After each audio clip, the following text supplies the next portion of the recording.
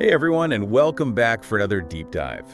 This time, we're taking a look at some forgotten inventions Oh yeah, some real hidden gems. that have really changed history. Yeah, it's easy to overlook these things, I think. It is. I mean, you don't really think about, the story behind a lot of the everyday things we use. Right, exactly. And like Yeah. how we got to a point where we have smartphones and self-driving cars, Right. but all that stuff had to start somewhere. Exactly. So we've got a ton of research here to look at for this deep dive. Articles from Listverse and Your Story and History Enhanced. Oh wow. Wikipedia, even a blog post from some tech enthusiast. That sounds like it'll be a lot of fun. Yeah. So why don't we start off with something called the Jacquard loom. Ooh, okay. So this was invented in the early 1800s, and it's a great example of how something that seems really simple can have such a big impact. Oh, I can see that, like a ripple effect on this. Yeah, like a ripple effect, exactly. So this loom uses punched cards to weave really intricate patterns. Punched card. Yeah. It's in this Your Story article here. Hmm. And it's basically the same idea behind computer programming. Like, back then they had a system that was kind of like foreshadowing the digital age. Wow, Yeah, that's wild. it really is. So you have these punch cards, and they have this system of holes and no holes, and that creates like a binary language. Okay. And it encodes information just like the ones and zeros that are used in computers today. Oh wow, I never thought about it that way. Yeah. So it really makes you wonder if we would even have computers or smartphones if it weren't for the Jacquard loom. Right. Yeah. Like imagine going from textiles to the technology we have today. That's incredible. It really is. And I think it really highlights how inventions are all interconnected, you know? Like one invention can lead to another one in a totally different field. Right. It's really amazing when you think about it. Okay, so we've talked looms and kind of computers.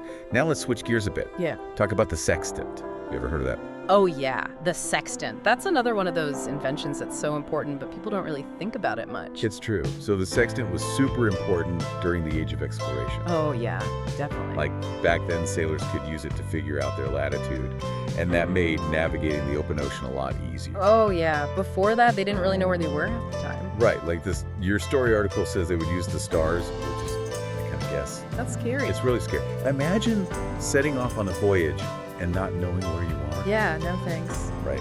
So this one little tool like the sextant really changed everything. Yeah, it helped explorers map new lands and create all these trade routes. Exactly. Yeah. And all of that is still shaping the world today. It really is. And like the crazy part is that the sextant is just based on measuring angles. I know. Like it's such a simple idea. It had such a big impact. Yeah. It's amazing how human ingenuity can make something so simple, but so powerful. So we've seen how these forgotten inventions connect different things like textiles and computers, and how they helped us explore the world. It's amazing. But now let's maybe talk about something a little bit more relatable, Oh. like something we can all enjoy. All right, I'm listening. Soda water. What? Yeah, soda water. It actually has a pretty interesting story behind it. Really? Yeah. So this one comes from Listverse, Okay. and it all starts with Joseph Priestley. You know him, right? Priestley. Yeah, the guy who discovered oxygen. Oh yeah, of course. Well, he also accidentally invented carbonated water in the 1770s. No way. How did that happen? Well, he was doing some experiments near a brewery. Interesting place to do experiment. I know, right? Sounds kind of fun though. Yeah. Well, he wasn't even trying to make a new drink. It was just a total accident. Wow. That's amazing. Yeah. So Priestley was super famous for discovering oxygen. There's this accidental invention of carbonated water that actually ended up changing the world. Yeah, that's true. It's crazy how something so simple can become so popular. So get this. At first, Priestley thought that soda water could cure scurvy. Oh, really? Yeah, That's funny. I know, right? But even brilliant scientists can be wrong sometimes. Definitely. Yeah, the important thing is that you keep experimenting and trying new things. And in Priestley's case, he was really generous and shared his soda water recipe with everyone. Oh, wow. So that's actually how the whole soda industry got started. Wow. So we have him to thank for all those sugary drinks. Pretty much. So next time you crack open a can of soda, just remember Joseph Priestley and his accidental invention. I will. Okay, so we've talked about soda water. Now how about another food-related invention? Okay. I'm ready for another one. Bouillon cubes. Ever use those? Oh, yeah. Those little flavor bombs. I love those. They seem pretty basic, right? Yeah. But they actually have a pretty interesting history. Okay. Tell me more. Okay, so this Listverse article says that they were invented by Justus von Liebig in the 1840s And he wasn't just trying to make food taste better. He was trying to solve a serious problem. What was that? Malnutrition, especially for the poor. He wanted to create something that was affordable and nutritious. Oh, wow. Like a very early meal replacement. Exactly, like a proto-meal replacement. I love it. So he created these concentrated broth cubes that people could easily add to their food. It's really clever. I know. And it worked. Bouillon cubes became a global phenomenon. And they're still popular today.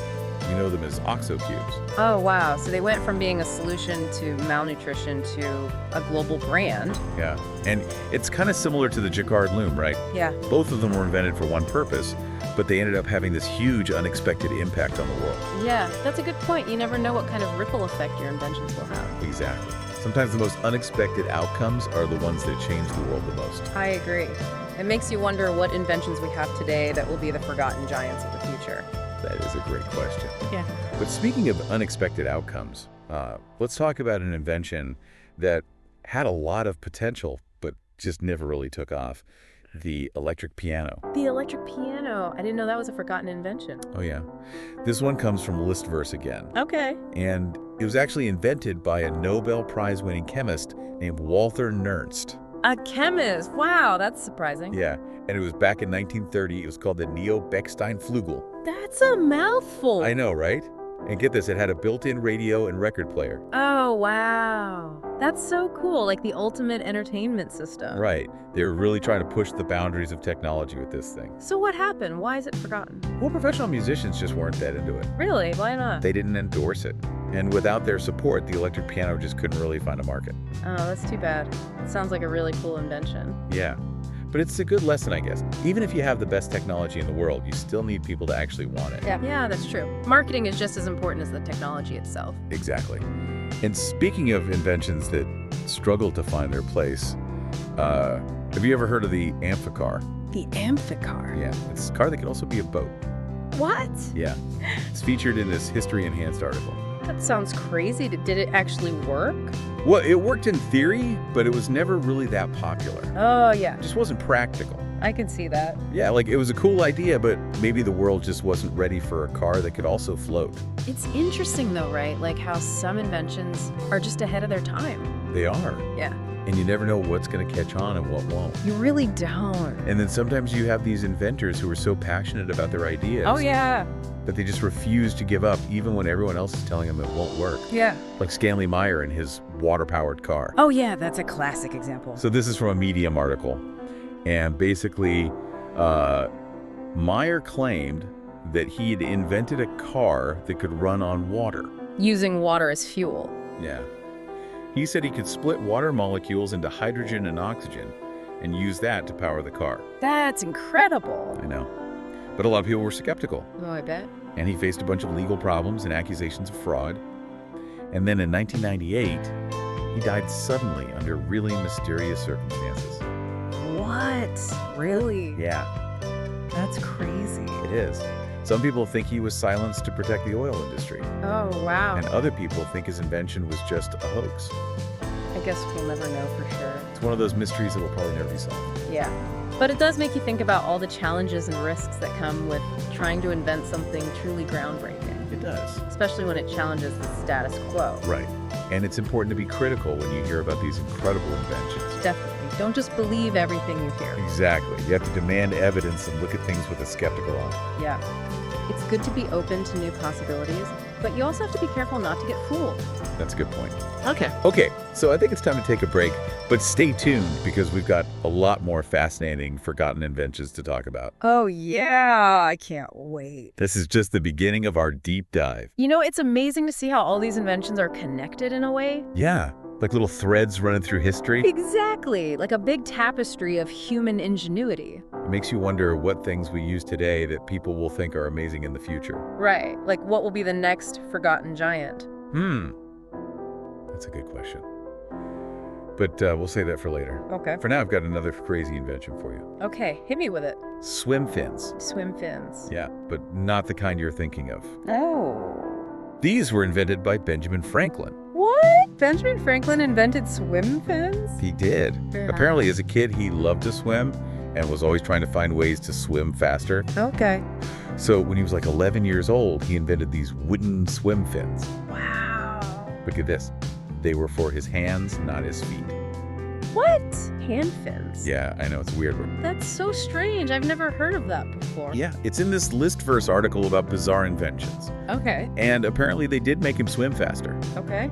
But they also made his wrists really tired. Oh, so not a total success. Not really. Okay. But it's still pretty cool to think about Benjamin Franklin inventing swim fins. It is. It just goes to show that even geniuses have their flops. They do. Mm-hmm. But, you know, maybe his hand fins inspired someone else to invent the foot fins we use today. Yeah, that's true. Sometimes a failed invention can still lead to something great. Exactly. Yeah. So, you know how we were just talking about Benjamin Franklin? Yeah. Well, it turns out he wasn't the only famous inventor to come up with some pretty strange ideas. Oh, really? Who else?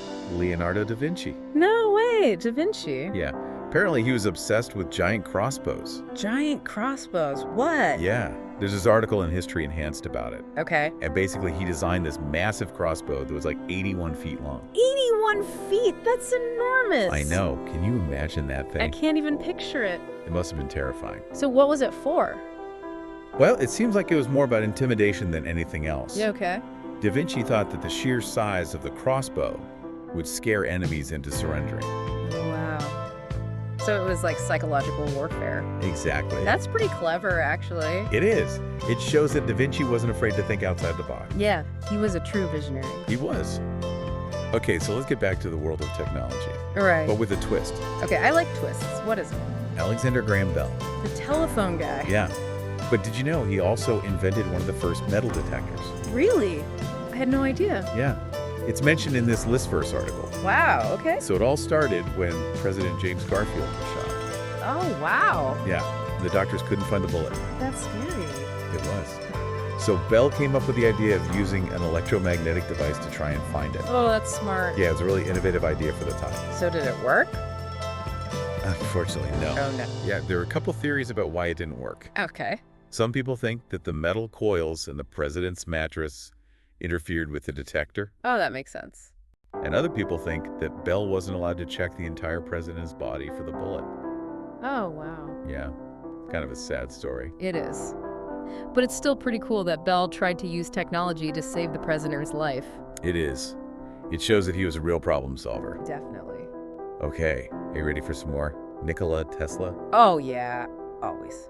Tesla's the best. So get this. He invented a radio-controlled boat. What?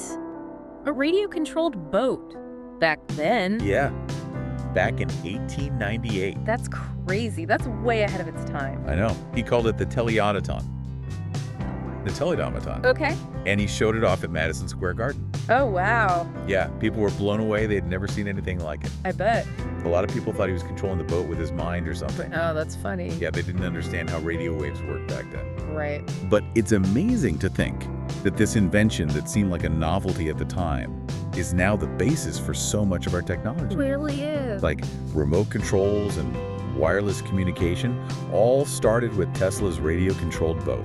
That's incredible. And you know what's even crazier? What? Tesla thought that his invention could be used as a weapon. A weapon? Yeah, like a remote-controlled torpedo. Oh, wow. So he was basically thinking about drones over 100 years ago. He was, but no one took him seriously at the time. Oh, that's too bad. Yeah, they thought he was crazy. Classic Tesla. I know, right? But okay, last invention for this part of our deep dive. Okay, bring it on. The copier. The copier. That's not a forgotten invention. Oh, but it is. Yeah. Not the kind we use today. What do you mean? So way back in 1780, Okay. James Watt invented a copier. James Watt, the steam engine guy. Yeah. Apparently, he was a pretty prolific inventor. Oh, wow. So his copier was pretty simple. Okay. It used pressure to create a reversed copy of a document. So it was kind of like a carbon copy. Exactly. And it was actually pretty successful. Oh, wow. Yeah, it's a good reminder that even the most famous inventors often have other inventions that no one knows about. That's true. It's like they have all these hidden talents. They do. And sometimes those hidden talents can be just as important as the ones they're famous for. I agree. It's been so cool exploring all these forgotten inventions with you. Me too. We've learned so much about human ingenuity and the strange twists and turns of history. It's amazing to see how all these seemingly unrelated inventions are actually connected in a way. It is. And it makes you appreciate how far we've come. It does. I'm excited to see what other amazing inventions we've forgotten about. It's incredible, right? How creative people can It is. We've seen so many different kinds of inventions be. today. I know. And I've got one more for you that's a little bit creepy. Creepy. Okay. What is it? The talking doll. Talking doll. That does sound kind of creepy. That was invented by Thomas Edison. Thomas Edison. Yeah, it's in this list verse article. So he invented the light bulb and the phonograph and talking dolls. Apparently. He was trying to put the phonograph technology into everything, Okay. even toys. So did they sell well? No, not really. Well, why not? Why, I imagine a talking doll from the 1890s was probably pretty creaky sounding. Yeah, I can see that. Like, imagine this scratchy, ghostly voice coming out of a doll. Yeah, no thanks. But even though it was a flop, it kind of paved the way for the talking toys we have today. That's true. Sometimes a failed invention can still be influential. Exactly. Okay. Okay, so let's talk about something a little less creepy. Okay, sounds good. This invention is from Edmund Halley. Halley's Comet. Yeah, that Halley. But this invention isn't quite as exciting as a comet. What is it? The life table. The what? The life table. What's that? It's basically a chart that shows the probability of death for different age groups. Oh, okay. Yeah, it sounds kind of boring, but it's actually really important. Oh. Yeah, it's used by insurance companies to calculate premiums and by governments for public health planning. Oh, wow. I never thought about it like that. Yeah, it's a really important invention, and it just goes to show that you can find inspiration anywhere. Even in something like mortality rates. Exactly. Yeah. Okay, we're ready to circle back to something we talked about earlier. Oh, you mean the water-powered car? Yeah, the mystery of Stanley Meyer and his controversial invention. Okay. Yeah. So remember how his claims were met with a lot of skepticism? Oh, yeah, definitely. And how he faced legal troubles and then died under mysterious circumstances. It's a crazy story. It really is. And we may never know the truth about what really happened, That's true. but it does raise some important questions about the challenges that innovators face. Yeah, like what happens when your invention threatens powerful interests? Exactly. It's a reminder that progress isn't always easy. Sometimes it comes with risks. Yeah. But it's still important to keep pushing the boundaries and looking for new solutions. Absolutely. Well, I think that about wraps up our deep dive into forgotten inventions. Yeah, that was amazing. We've covered a lot of ground today, from looms and sextants to talking dolls and water-powered cars. It's incredible to see how much human ingenuity has shaped the world. It really is. And I think it's important to remember the stories behind these inventions. Definitely. Because they teach us about creativity and perseverance and the importance of never giving up on your dreams. Absolutely. So keep exploring and learning about the world around you. You never know what you might discover. That's a great message. Thanks for taking me on this journey through history. Of course. And thanks to all of you for listening.